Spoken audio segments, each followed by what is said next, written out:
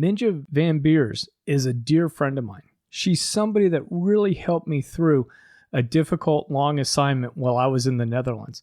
Now, being in the Netherlands itself was not long and difficult. It was just the job that I was there to do. Now, she and the good people at the King really made myself and my traveling companion and good buddy, Paul Smith, really feel at home and welcome. And we spent so much time there talking about philosophy, talking about Netherlands, talking about the United States. One of the great things that I really appreciate up until this day is that Mijntje had taken time off of her schedule to help walk my wife around Roermond and really show her some Dutch culture. And it's a fond memory that both my wife and I have. Now, we're going to get into this conversation and talk about the influence her grandfather had on her and the influence that he's had on her with her education effort, starting a successful coaching business and consulting business. And so we're going to see how that influence of her grandfather really helped bleed over into her worldview and the work that she's doing today. Before we get started, I do want to remind everybody my children's book, which is called My Grandpa's Grandpa, is available on Amazon as well as my website for ordering. So if you want to go to my website, it's cool-grandpa.us. Look at the top. There's a little tab called Bookstore. Click on that, and you can go right to the ordering area and order your copy of the book. I've also have this on Kindle. So if you want to download it from Amazon, you can do that. And you can also order the hardback version through Amazon as well. The last thing I want to mention is that I am going to be teaching a course in May with Grandparents Academy on how to be an intentional grandfather. This is going to be a really fun course, and during the month of May, not only myself, but the other instructors are going to make ourselves available to the participants through question and answer periods, all scheduled throughout the week. Even though I want you to go check out my course, there are a number of other courses available as well. So I'm going to put a link in the show notes as well as on the webpage for the affiliates so that you can go to Grandparents Academy, check out my course, and check out all the other courses that will be offered this spring. So without further ado, let's jump into this awesome conversation.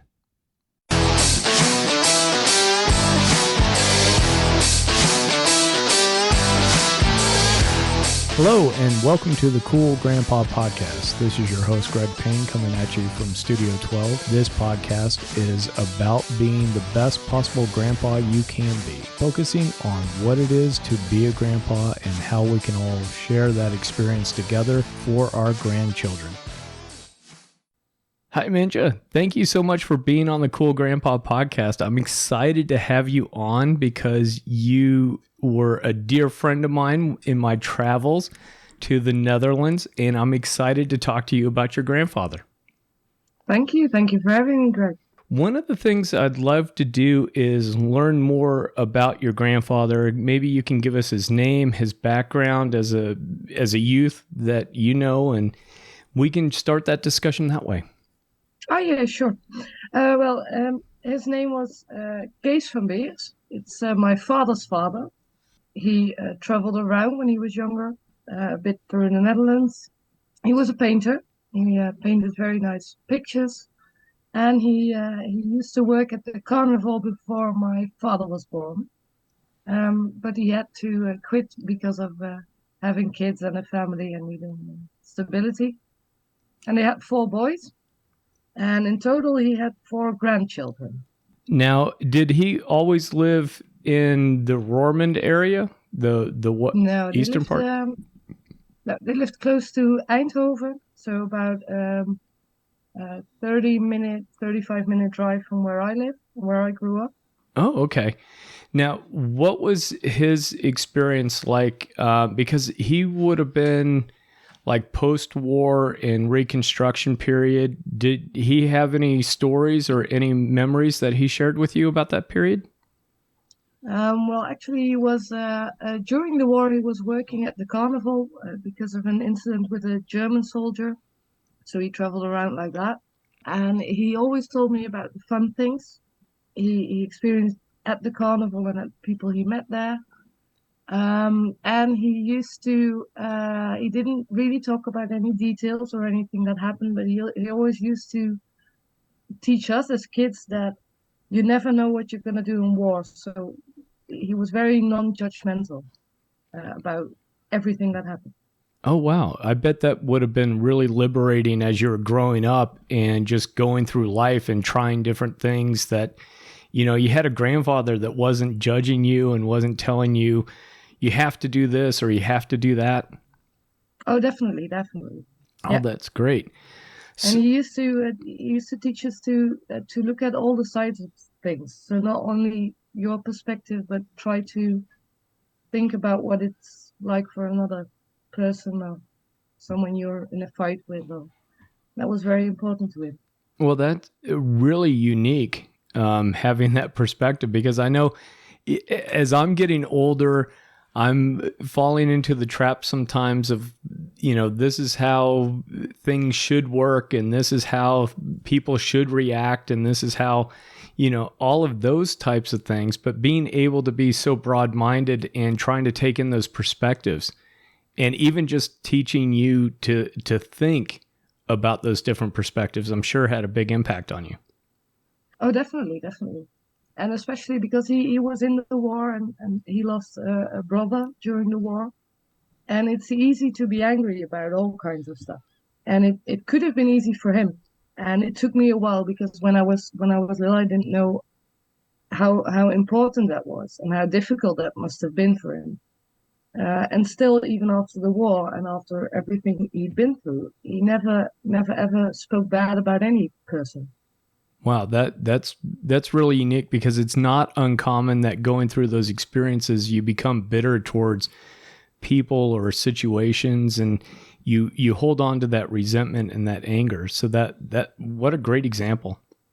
Yeah, he had none of that. Now, what were some of your earliest memories of your grandfather?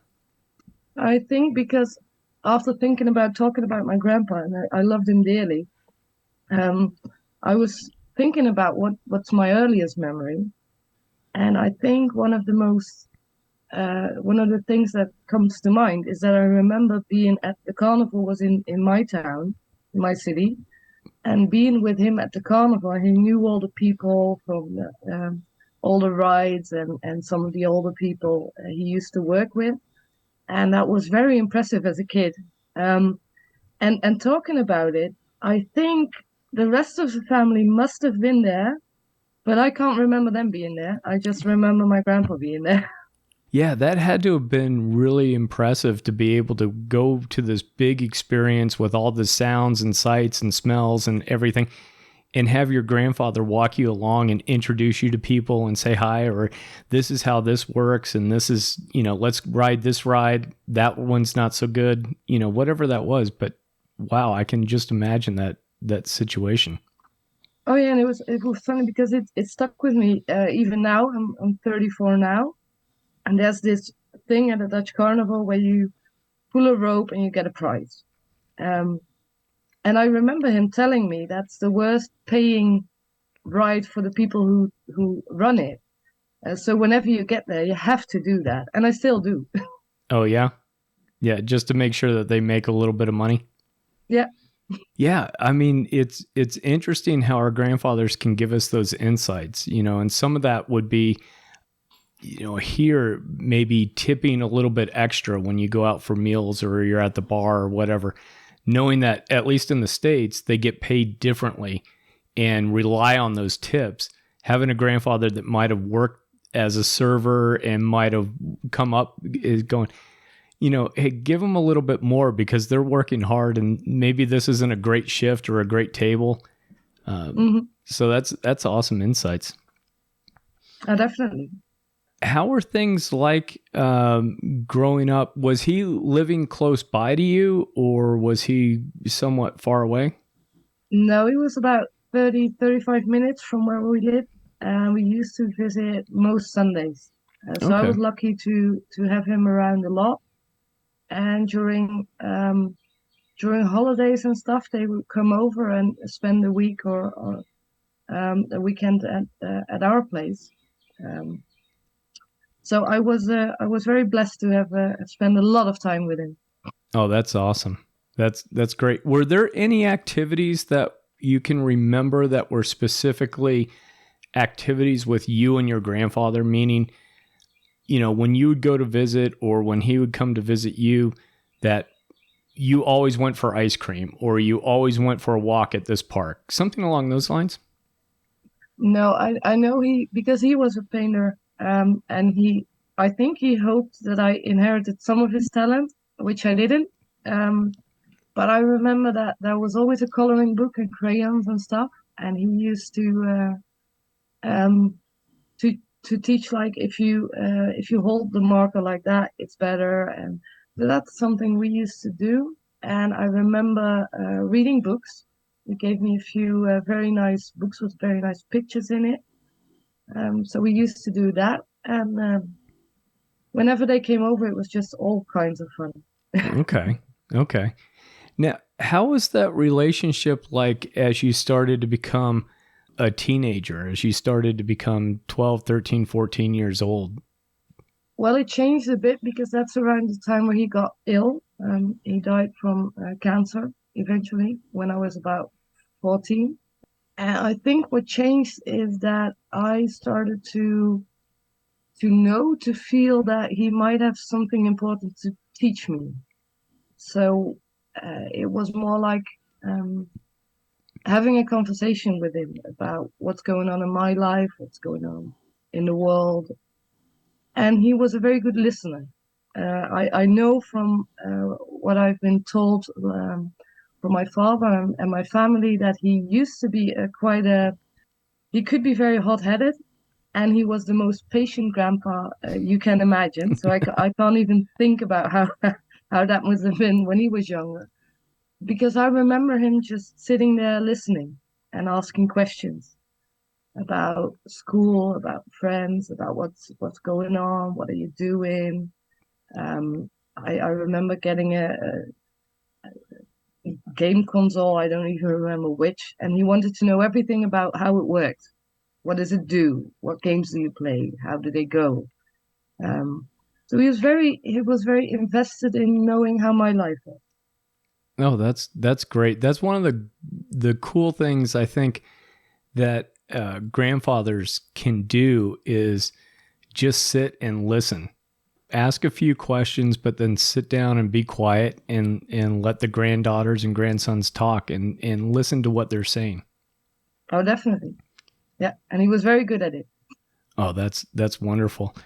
Now, what do you think are some of the and you've mentioned a few, but some of the lasting, let's call them lessons or lasting influences that he's had on you? I think that the most important one is what I told you, is not to, it's easy to judge people. It's the easy way out. It's harder to try and understand why people do what they do. And there's always two sides of the story. And I think that's the most important lesson he taught me. Um, and I think him just being there and being interested and being interested in a very broad spectrum of things, that made me curious. And he was very good at triggering that. So I've always been very bad at geography, and he taught me every capital of Europe just by getting a book, showing pictures. This is Poland, this is Germany. What do you think it's like? And the patience and him just being there and listening and being patient, that was I hope I have a little of that. Sure, sure. Well, I think you probably have had that come through with some of the work you've done with the community and some of the work you're doing now. One of the things that really jumped out at me, and I hope grandparents are hearing this, is when he was showing you the books about Poland or Germany or whatever the country was, asking you about what you thought it was like to live there, even though you hadn't been there, but asking you to use that imagination and develop a little bit of that empathy about what are the little girls thinking about? What are the people thinking about? What's life like in this land where you only have pictures? Yeah, definitely. And I'm very lucky because I get to travel a lot nowadays, and there's not a trip I've taken which I didn't think like my grandfather would have loved that because he loved traveling, he loved exploring new things, and I think that would have made him very proud, and that's good. That's good to know. Well, and I do agree with that because I think the more that a person travels, the more empathy and the more understanding that we have of people around us. Certainly the time I had in Netherlands and then time spent traveling in Canada and the US and different parts and things is understanding what life is like in these different areas. What are people thinking? What are they not thinking? Just gives you an appreciation for how diverse everybody's experiences are. Absolutely. Now, did you have any big trips with him or big holidays that you remember? No, because he was about, let me think, about 70 when I was born. Okay. So around 70, I think. And what I remember is they used to go on a holiday with my grandfather, my grandmother, and my grandmother's sister and sister-in-law. So he and the ladies were doing a yearly holiday very close to where I live. And he was always the man of the house whenever they took the trip. So he felt very responsible. I remember that. And we used to come over and play some music and have some fun and sing a little song. And that's another thing about him I remember is that he always was very responsible, but he also had the cheeky side. Okay. In the Netherlands, when you give your bottles, empty soda bottles back to the store, you get money for it. And he always used to keep that in his wallet, and he never told my grandma that it even existed. So it took her years to find out that it existed, and that was the money. Whenever I had a good, my scores at school were good or something, then he used to give me like 5 guilders for that, and that used to come out of that pocket money he kept for himself. Oh, very nice. So that's another little hint for grandparents is keep a little reserve cash. So when your grandchildren get good marks, you can, spoil them and give them a little bit of money that, grandma doesn't know or grandpa doesn't know about, but spoil the grandchildren a little bit that way. I think the value was more in grandma not knowing it. Sure. And having this little bond between us where I didn't tell grandma that you get money from empty bottles and he gave me some money. I think that was the fun of it. That's great. Yeah, it's amazing sometimes having those little secrets, that don't hurt anybody, but they're a special bond and connection point between grandparents and grandchildren. Absolutely. And I want to switch a little bit and talk about you and talk about some of the great work that you've been doing. So you're going to have to fill in the details. I know a little bit, but not much. But I do know that I think you went to university to help with public affairs and public administration. Is that right? And social work? I studied social work and I specialize in helping people with mental illness. And after that, I became a professor at my university. So I did that for a while. And after that, I started my own business. And that's what I'm doing now. So I never went into healthcare, actually. Right. Well, so many of us don't go into the fields that we studied at school, but I'm curious because when we were talking about your grandfather and talking about those perspectives and talking about trying to keep your mind open about other people's experiences, that plays directly into I think what you were doing, because to be able to work with people that have mental health issues, to help work with community members that may be struggling, you do have to, in a sense, if you're good at it, I think, put yourself in their shoes and understand some of the challenges that they have. Yeah, and and again, that's a hard part about being a caretaker, actually, because we can never fully understand. I can never understand what it's like for someone who has schizophrenia. I can listen, and I think that's the connection there is. I can sit down, listen, ask questions, and be interested in how life is and what kind of struggles that people experience. And it can be small struggles, um, but they can be big as well. And people do suffer. And thinking about that and talking about that's the key of the job. I bet. And it's just amazing how, and I'm putting this together and and if I'm forcing this, let me know. But it just seems that that's a carryover from that relationship you had with your grandfather, where he's teaching you to think about other people's circumstances and that. Oh, that's definitely, yeah, it's definitely a lesson that he and of course my parents that taught me that. Yeah. Sure. Well, and that's some of the best training we get is from our family and our friends, right? Because if you were sitting in a classroom and somebody said, you have to understand what, the person you're working with is going through, that doesn't mean quite as much as if your grandfather's sharing that and helping you understand how that process actually works with somebody. Oh yeah, definitely. Yeah, definitely. And as a teacher now, because now I do a lot of teaching in this field of work, I know that it's only a part of the job, and it's how people are raised, how people's opinions are formed, how they see the world around them, how they see the people around them. And that's, as a teacher, that's what you're trying to do. Influence that to get people to be good at the job. Sure. Well, and not just be good at the job, but also just be happy in life, right? And be be able to take care of themselves, be able to navigate society. And certainly if you can do that, then that alleviates a lot of problems and challenges that people might face. Yes.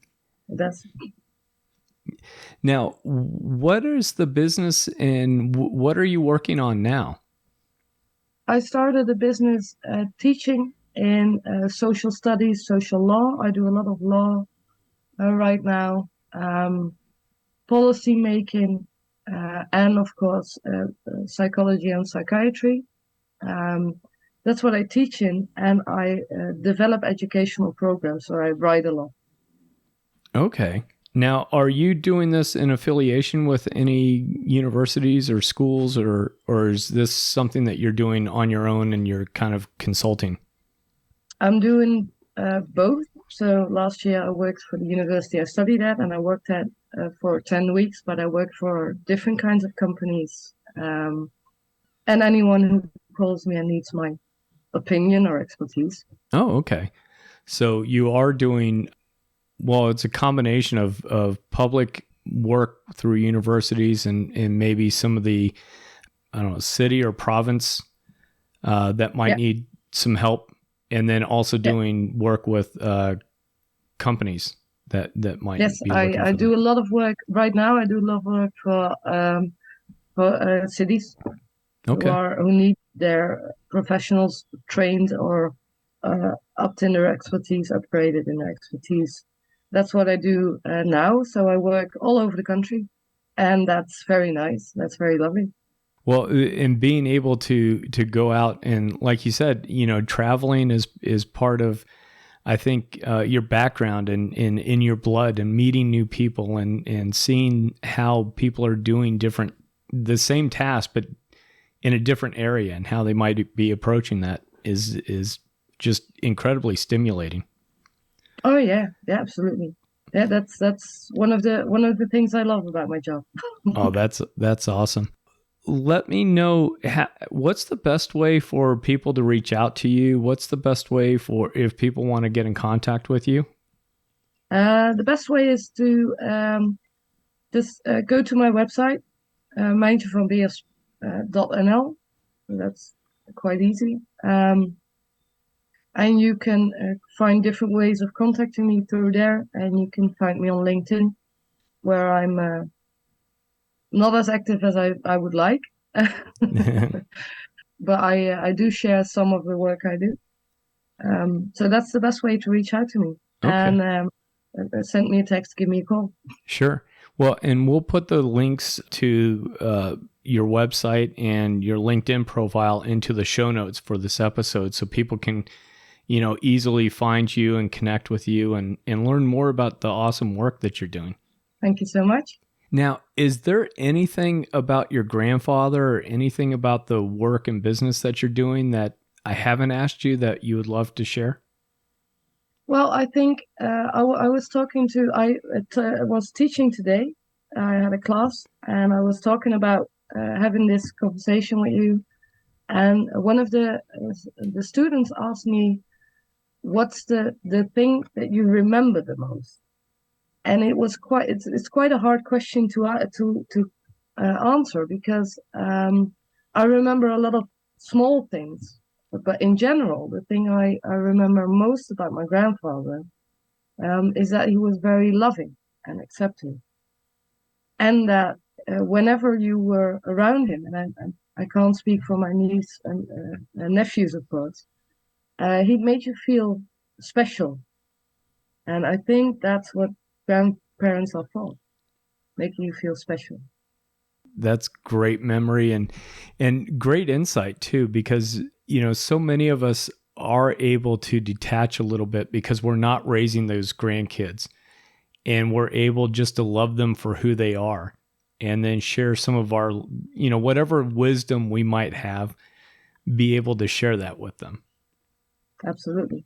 Well, Mijntje, thank you so much for being on the Cool Grandpa podcast. I sure did enjoy this conversation, and I know this is going to be really helpful for a lot of people that hear this. Thank you for having me. I had a blast catching up, and I hope you really got that. Now, one of the things that I really was taken with was the influence that her grandfather had as far as looking at other people's perspectives, trying to put yourself in another person's position to try to understand their motivations, which includes what makes them happy, what makes them sad, what makes them angry, what makes them joyful. And I can tell you that Mijntje does a fantastic job with this, with everybody that she works with. And it's great having that person that can really connect with you and have that empathy. And I really like how we can kind of track this through her experiences all the way into what she's doing now. I hope you enjoyed this conversation as much as I did. Please, please, please go check out Mijntje's website as well as her LinkedIn and follow her for some of the awesome work that she's doing. So until next time, remember to stay cool. Thank you for listening to the Cool Grandpa Podcast. If you've enjoyed this episode, please do me a favor and share it with a friend. That's the best way you can help us to expand our community, as well as get the news out about how valuable grandpas are in the lives of those kids. If you'd like to leave me a comment or shoot me a potential topic for this podcast, please go to www.cool-grandpa.us. Look for the comments tab, fill it out, hit submit. It's as easy as that. Until next time, remember to stay cool.